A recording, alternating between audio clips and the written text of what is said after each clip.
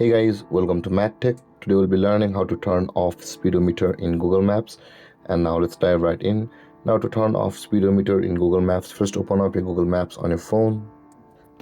And after opening your Google Maps application, guys, you land on this interface. And on this interface, at the top right corner of the screen, you can see your profile picture icon at the top right corner of the screen over here. Tap on your profile picture icon at the top right corner of the screen.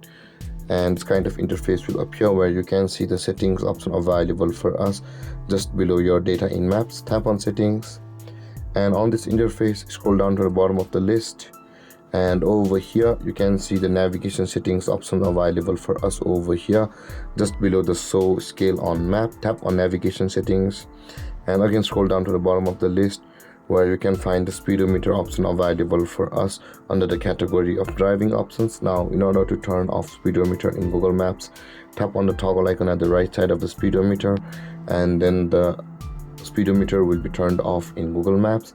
And with that being said, guys, this is how to turn off speedometer in Google Maps.